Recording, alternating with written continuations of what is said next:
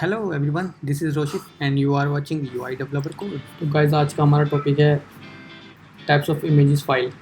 Image file कितने type की होती है, कितने फॉर्मेट होते हैं। बेसिकली ये वीडियो बिगिनर्स के लिए है जिन्होंने अभी वेब डेवलपमेंट या वेब डिज़ाइनिंग स्टार्ट की है या अभी लर्न कर रहे हैं। तो चलिए देखते हैं जो हमारे इमेज फॉर्मेट्स होते हैं जो हम वेब डेवलपमेंट में, वेबसाइट में जो हम यूज़ करते हैं, वो कितने टाइप के होते हैं।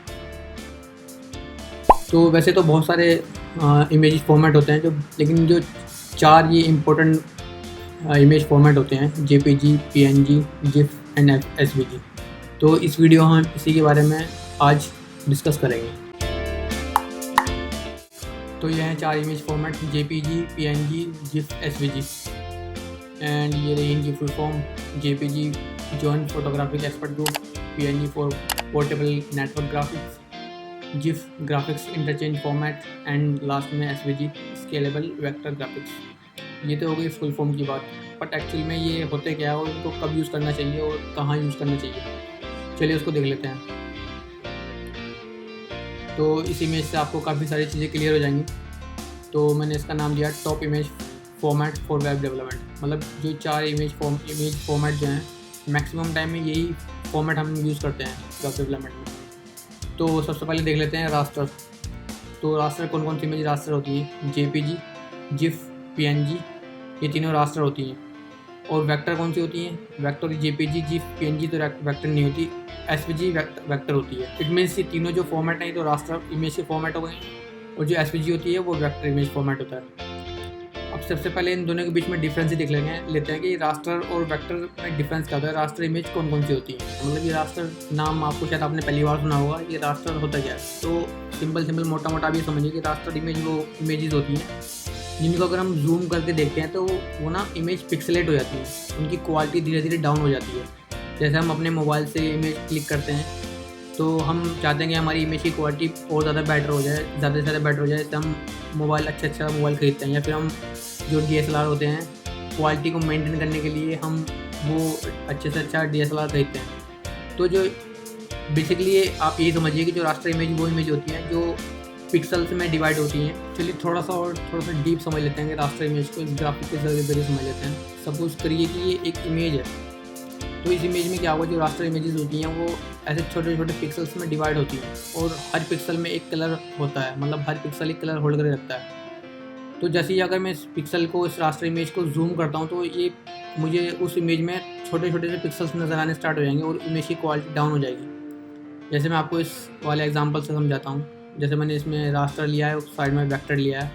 तो इस इमेज को, ये जेपीजी इमेज का एग्जांपल है, अगर मैं इसको जूम करके आपको दिखाता हूँ तो आप देखोगे कि इसकी क्वालिटी धीरे धीरे डाउन होने स्टार्ट हो गई है। ये देखिए डाउन हो रही है, और तो हमें छोटे छोटे से पिक्सल्स नज़र आ रहे हैं। तो ये जो इस टाइप की जो इमेजेस होती हैं उनको रास्टर इमेजेस बोलते हैं।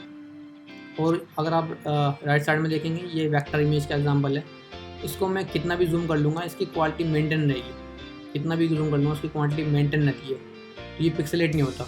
तो यही डिफरेंस होता है रास्टर में और वेक्टर में। इन दोनों ये इसकी क्वालिटी मेंटेन रहती है और इसकी क्वालिटी एंड तक मेंटेन रहेगी, आप कितना भी जूम कर लीजिए। अब बात करते हैं, दोबारा से पहले एग्जांपल पर आ जाते हैं थोड़ा सा। तो हमने इन दोनों की तो बात कर ली है, अब बात कर लेते हैं ट्रांसपेरेंसी की। तो ट्रांसपेरेंसी किस किस इमेज में एप्लीकेबल होती है? तो जेपीजी और जिफ में तो नहीं होती, पीएनजी और एसवीजी में होती है। ट्रांसपेरेंसी का मतलब ये है कि जब हमें कोई इमेज हम ले रहे हैं तो हमें उसका बैकग्राउंड नहीं चाहिए, सिर्फ हमें उस ऑब्जेक्ट को फोकस कराना है, बैकग्राउंड में कुछ नहीं चाहिए। तो ऐसे ही फॉर्मेट पीएनजी और एसवीजी में ही पॉसिबल होता है। और लास्ट में आता है एनिमेशन। एनिमेशन ज़ाहिर सी बात है, जिफ तो अपने आप में ही एक एनिमेशन है, और ये पीएनजी और एसवीजी की हेल्प से होता है। चलिए अब इसका एक एचटीएमएल से एग्जांपल देख लेते हैं। तो मैं अपना एक एचटीएमएल डॉक्यूमेंट ओपन कर लेता हूँ। यहाँ पे मैंने सिंपल सा एक डॉक्यूमेंट लिया हुआ है, यहाँ पर साइड में आप देख सकते हैं। और यहाँ पे मैंने कुछ इमेजेस ली हुई हैं, जैसे मैंने काफ़ी सारी इमेजेस ली हैं। इनको वन बाय वन देखते हैं कि इनको इमेज को हम क्या क्या डिफरेंसेस होते हैं और हम इन इमेज को कहाँ पर यूज़ कर सकते हैं। तो चलिए मैं यहाँ पे आपको ना one by one image call करके दिखाता हूँ, और उसमें डिफरेंसेस दिखाता हूँ कि इमेजेस में क्या क्या डिफरेंसेस होते हैं और दिखने में मतलब कैसी लगती हैं। ये वीडियो एक्चुअली मैं काफ़ी दिन बाद बना रहा हूँ, तो मतलब वो फ्लो नहीं आ पा रहा है। मतलब माइंड में तो बहुत सारी चीज़ें होती हैं, पर उसको एक्सप्लेन करना भी एक आर्ट होती है। तो अगर आपको फिर भी कोई इशू आता है या कुछ प्रॉब्लम होती है तो आप मुझे कमेंट करके बता सकते हैं। तो चलिए मैं IMG टैग में इसको कॉल कर लेता हूँ। तो मैंने जो मेरी इमेजेस हैं वो इमेजेस फोल्डर के अंदर पड़ी हैं, तो मैं सबसे पहले इमेजेस उसका नाम दे देता हूँ और फिर अपनी इमेज का नाम दे देता हूँ। तो पहली इमेज है मेरी car.jpg, इसको मैं सेव करके देखता हूँ ब्राउज़र पे जाके, रिफ्रेश करते हैं तो देखिए ये आ गई। 1 मिनट मुझे स्टाइल टैग लगा लेता हूँ, थोड़ा सा आपको और क्लियर हो जाएगा। थोड़ी सी स्टाइलिंग कर लेते हैं इसकी। मैं बॉडी का कलर कर देता हूँ ब्लैक।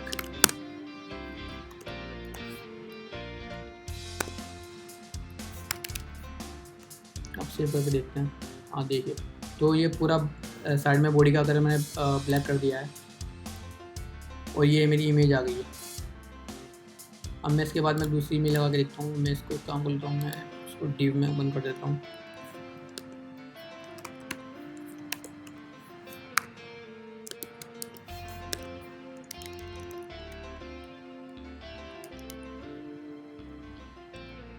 क्लास दे देते हैं कंटेनर। मैं सेम कॉपी करता हूँ और दूसरी इमेज लगाता हूँ। दूसरी इमेज मैंने रखी हुई है car.png। मैं दोनों इमेजेस इसलिए लगा रहा हूँ ताकि आपको डिफरेंस समझ आ जाए। तो देखिए अब दोनों में आपको डिफरेंस समझ आ रहा होगा। ये JPG इमेज है। JPG इमेज मतलब बैकग्राउंड के साथ आ रही है। जैसे मैंने आपको पहले बताया था कि जो PNG इमेज होती हैं वो बैकग्राउंड के साथ नहीं आती और JPG इमेज होती हैं वो बैकग्राउंड के साथ आती हैं। तो ये डिफरेंस होता है। हमारे कई बार ऐसा होता है हमारी वेबसाइट में ऐसी नीड होती है कि हमें सिर्फ ऑब्जेक्ट को फोकस करना होता है, हमें पीछे वाला बैकग्राउंड नहीं चाहिए होता है। तो उस केस में हम PNG इमेज यूज़ करते हैं।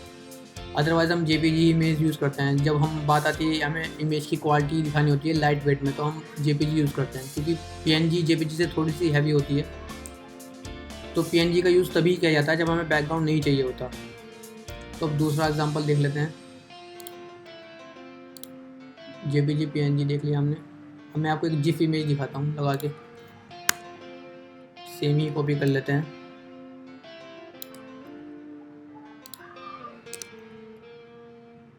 मैंने इसका नाम दिया है run.gif। जिनको लोगों को GIF का आइडिया नहीं है तो इस इमेज से GIF का लोगों को आइडिया हो जाएगा इस एग्जांपल से। तो मैं सेव करके देखता हूँ मिला के। तो ये देखिए GIF का मतलब ये होता है कि आप वीडियो का शॉर्ट वर्जन कह सकते हैं, लेकिन होती इमेज ही है। जब हमें इमेज ऐसी दिखानी होती है कि मुझे थोड़ा सा एक रनिंग पोर्शन दिखाना है इमेज के थ्रू, तो वहाँ पे हम GIF यूज़ करते हैं। ठीक है, तो ये फॉर्मेट हो गई JPG PNG SVG, sorry GIF। और एक लास्ट एग्जांपल बचता है SVG का।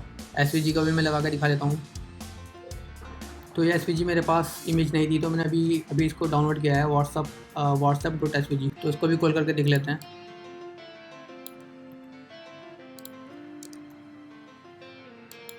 हमारी इमेज का नाम है WhatsApp.svg।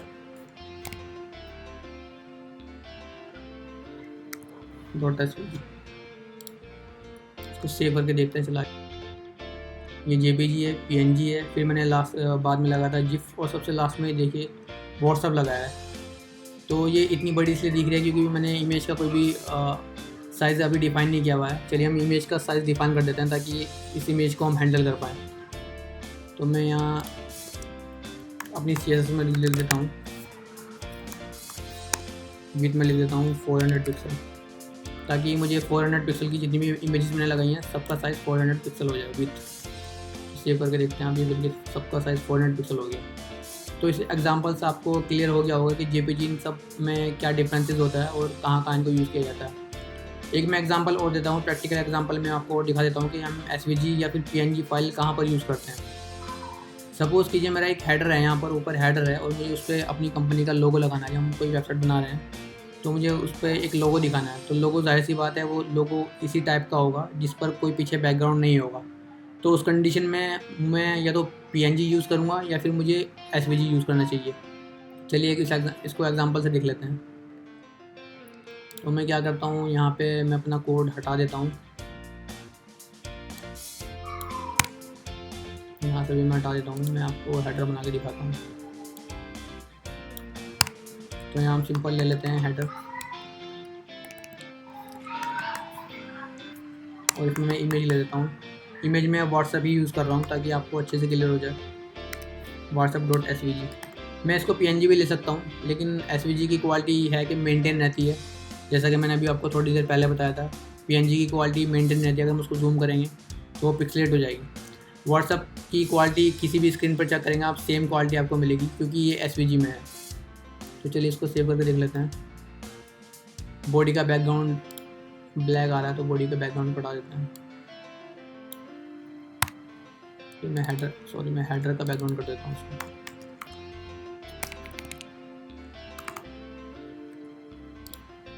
और इमेज का विड्थ ले लेता हूँ 100 पिक्सल।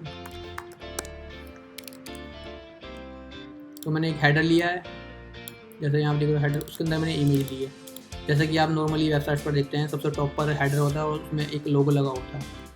उसको सेव करके देखते हैं क्या हुआ। अच्छा, मैंने यहाँ पर पाथ सही नहीं दिया इमेज। तो कई बार ये भी इशू आ जाता है, जो बिगिनर्स होते हैं वो इमेज तो लगा देते हैं लेकिन उनको इमेज शो नहीं होती। तो ये भी आप श्योर कर लीजिए कि जो आपने इमेज डाली है उसका फोल्डर का पाथ बिल्कुल सेम होना चाहिए। जैसे हम यहाँ पर कई बार इमेजेस देते हैं, कई बार हम इमेज ले लेते हैं, तो जैसा भी मेरे साथ हुआ ऐसा बहुत बिगिनर्स के साथ होता है। तो इसको भी चेक करना ज़रूरी है कि जो हमने इमेजेस जिस फोल्डर में डाली हैं उसका पाथ एक्यूरेट है या नहीं है। तो उसको सेव करके देखते हैं। ये देखिए यहाँ पर लोगो आ गया है और बिल्कुल विदाउट बैकग्राउंड आया है। तो ऐसे ही इस कंडीशन में हम svg या png यूज़ करते हैं। इसको थोड़ा सा ठीक कर लेते हैं। अगर मैं पैडिंग लगा देता हूँ थोड़ी सी 10 पिक्सल, और बॉडी पर मार्जिन 0 कर देते हैं। अब सेव करके देखते हैं। अब ये बिल्कुल ठीक दिख रहा है। तो होप आपको इस वीडियो से एक आइडिया हो गया होगा कि हम इन सारे फॉर्मेट्स को, जो मैंने अभी आपको बताए हैं, जो हमारे इम्पोर्टेंट फॉर्मेट्स हैं, ये कहाँ कहाँ यूज़ होते हैं। तो लास्ट में आपको मैं एक चीज़ और दिखा देता हूँ। एक इमेज से मुझे याद आ गई कि जो अगर आपने किसी वेबसाइट पे देखा होगा, हर वेबसाइट पे आपको ये दिखेगा, छोटा सा आइकन दिखता है। ये इसको फेव आइकन बोलते हैं, फेविकॉन भी बोलते हैं। तो इस आइकन को कैसे लगाते हैं, चलिए वो भी इसी वीडियो में देख लेते हैं। मैं आपको ये आइकन लगा के दिखा देता हूँ कि इस आइकन को, छोटा सा जो आइकन दिखता है, कैसे लगाते हैं फेव आइकन को। तो फेव आइकन को हम सिंपली, जैसे हम लिंक में स्टाइल शीट ऐड करते हैं, सिंपली वैसे ही लगाते हैं इसको भी। बस यहाँ पे हम थोड़ा सा चेंज कर देते हैं। यहाँ पे हम लिख देंगे आइकन, और यहाँ पर उसका पाथ दे देंगे। जैसे मेरे पास ये जीमेल का फेव आइकन है, तो इसका साइज़ होगा 16x16 होगा इसका साइज़। तो मैं इसको लिख लेता हूँ इमेजेस फोल्डर के अंदर, images/gmail.png। इसको सेव करके लिख लेते हैं। हमारा फेव आइकन आ रहा है। वेब पर जाके देखते हैं। तो देखिए, अगर आप देखोगे पहले यहाँ पे कुछ नहीं आ रहा था, अब हमारा फेव आइकन इसका आना स्टार्ट हो गया है। तो हम फेव आइकन को भी सिंपली यहाँ पर अपने कोड में जाके ऐसे लिख सकते हैं। फेव आइकन का इसमें मुझे एक चीज़ और याद आ गई। फेव आइकन को हम 2 फॉर्मेट में लिख सकते हैं, .png, और एक फॉर्मेट होता है .ico।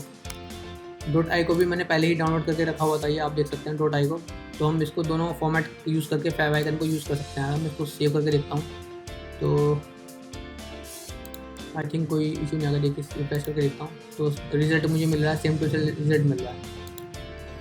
तो गाइस, ये वीडियो थी मेरी इमेज फॉर्मेट के ऊपर, इमेज फाइल फॉर्मेट कितने टाइप के होते हैं। तो उम्मीद करता हूँ आपको ये वीडियो पसंद आई होगी। आपको कोई भी इशू आता है तो आप मुझे कमेंट सेक्शन में कमेंट करके बता सकते हैं। और अगर आपने अभी तक मेरे चैनल को सब्सक्राइब नहीं किया तो चैनल को सब्सक्राइब कर लीजिए और बेल आइकन दबा दीजिए। तो मिलते हैं नेक्स्ट वीडियो में।